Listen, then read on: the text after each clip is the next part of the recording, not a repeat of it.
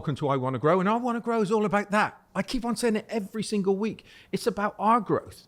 But with our guests, with what we do, it's with them helping others grow. And today we're celebrating 90 years of the British Council. 90 years. You can't even begin to imagine how many people's lives that they've touched. They were ripples, now they're waves, all around the globe. And today we've got Dr. Faris. Thank you so much for coming and celebrating the 90 years. Thank you very much for having me, Steve. It's wonderful that you've come here. Please introduce yourself and tell us what you do. My name is Professor Faris G. Faris. I'm the current president of CUC University in Qatar in partnership with Ulster University. By profession, I'm a professor of engineering, civil engineering. I have done lots of work in green materials and green sustainable environment studies and research. I have spent more than 2 decades in education field, looking into all the spectrum of education, started by teaching and leading schools, universities, and also capability building institute in different parts of the world. So engineering, sustainability, these are all hot topics right now. These are kind of topics that are growing and growing. Are you seeing that? Let me tell you, Steve, that how I start to have passion into this area of research and exploration, if you will. Upon graduation from civil engineering last time, I have worked with some NGOs in some remote places in Africa. And at that time, I was a water engineer. So the villages over there, children, they need to carry buckets of water for 3 hours to go collect some water and return back in 3 hours. And we built water yards that brings water right to their village. And you cannot imagine when the children were opening and closing the tap, they were thinking that it is like magic. And you can see the excitement in their faces that now they don't need to go for 6 hours to get some water. Now they can focus more into education and learning instead of this very hard and dire journey that they have to take every day. And from there, I just went into this direction, water and water treatment and green material and construction material. Wow. You've been touched by many different things. The story then, traveling 3 hours to go and get the water and then traveling 3 hours to bring it back. And what got me most of all is you're telling, and I'm imagining taking a bucket of water, or even bigger sometimes, I suppose, back to my village. And then you said it wasn't about how it transformed, it was education. They were able to then focus on their education. That must be just so empowering. Absolutely, Steve. The journey of education that I have taken, I hope and I believe that I have shared a lot of knowledge into my experience as a broad spectrum of education and not the very narrow focal view of education, that education should be for all. And education equality is very important for us. There are lots of people around the world that are underprivileged. There are even, I would say, educationally unprivileged students even here in Qatar, everywhere. Some people who have left education, and this is the core of what we do. We started in 2018 here in Qatar, delivering BTech level 4 and level 5, which is the HNC and HND in the British educational framework. And I have been meeting some students now that they come to my office in the university. They said that we have discontinued our education for more than 15 years. And your university, your college at that time gave us the only hope that we can continue education through bridging from level 4 and level 5s. And they said that we did that. and we continued and we got our bachelor, and now we're currently doing our master and MBA in your university. So for us, when you see that you are transforming people's life, not only in Africa but everywhere, touching people's life, and the idea that people can improve themselves, that fascinates me always. You must be. How long have you been in Qatar now? Maybe around 2.5 years now. You must have seen, because the one thing that strikes me with Qatar is the way that they are helping so many different people, different cultures to get that education. They're driving that. It's a part of the 2030 vision where they're driving education. Everybody should be educated. Everybody should have the opportunity to be educated. It's quite breathtaking here, right?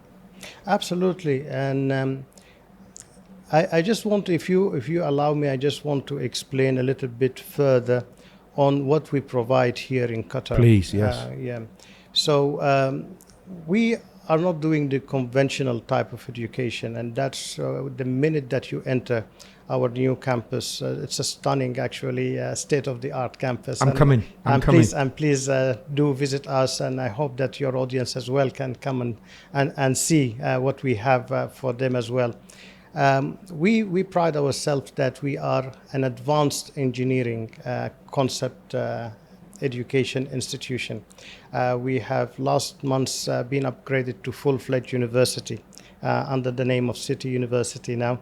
That's incredible. It is, and of course, what we deliver, the high-end, the most advanced engineering laboratories that we have within our premises is just stunning, and I really wish that you can come and see. Did you ever believe, and I'm sorry, you're going to tell us more about that, but did you ever believe that you could get to this stage in such a short period of time? I have more than 30 years in this business, Steve, and it's very hard for us to get excited at this age and time, but I cannot think of a journey that excited me more than what I'm doing right now. I can see the evolution and the progression and the partnership that we have with our partners, whether it is a British Council or whether it is Ulster University or Pearson. It's just amazing. And the way that we grew, we started in Barwa City, that's in Abu Hamur area. And in 2 years, we outgrew the campus and we had to move to the West Bay. And exactly happened again, and we outgrew the numbers of our students, and now we have a campus that can accommodate up to 5,000 students. 5,000? Yes, absolutely, Steve. Yeah. You are unassuming, but I see those smile in the eyes light up. I can't deny it. I'm very proud. I'm very proud of the journey so far. There's a lot of successes. Our numbers.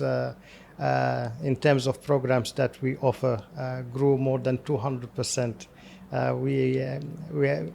I think we can present a good model of education that is very aligned with the vision, National Vision 2030 here in Qatar.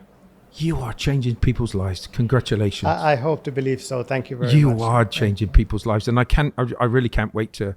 Our podcast, I Want to Grow, right, was all about people like yourself. It was about people that was making a difference, not for themselves. Everybody wants to grow, but we grow when we see other people grow. And you epitomize why we set this one up. And actually, we grow when other people grow as well. Exactly, yeah. Exactly. I'm really I'm humbled by your experience, and I'm privileged to have met you today. Thank you very much for coming in. Now with we talked briefly about the British Council. Tell us a bit more about the partnership that you've got with them. Okay, so our partnership is very unique. We pride ourselves to have what we call an end-to-end education system along our holding company, which is Artan Holding. We have Doha British Schools, all under us. We have the university, and we have Qatar Skills. So all of them, end of the day, in order for them for qualification to further their studies, they need the IELTS. And that's why since 2018, we have inked a partnership agreement with the British Council. And it's just growing stronger and stronger every year. And now we are going into a second phase of the partnership where we are not only a testing center for the IELTS exam, but we hope to be a testing center that is administered by City University here in Qatar. Why? Because we have aligned our facilities to all the requirements of the British Council in order to take the exam and administer the exam in our premises. And what is the power of that relationship? Because it sounds like it, as you said, it goes from strength to strength. That must be pretty big for you and for them. There is no doubt, and I think you expressed it well maybe right before the interview, that of course English is the #1 spoken language worldwide, and I cannot think of an institution that help the promotion and the learning of the English language more than the British Council, not only here but across the world. The British Council has been delivering support for learners in different ways to qualify for UK universities, to qualify for trade and commercial, in many aspects, I would say. So our partnership now is growing into different dimensions now. So now instead of only looking into the IELTS, we're looking into the global UK alumni network. With the British Council leading that initiative here.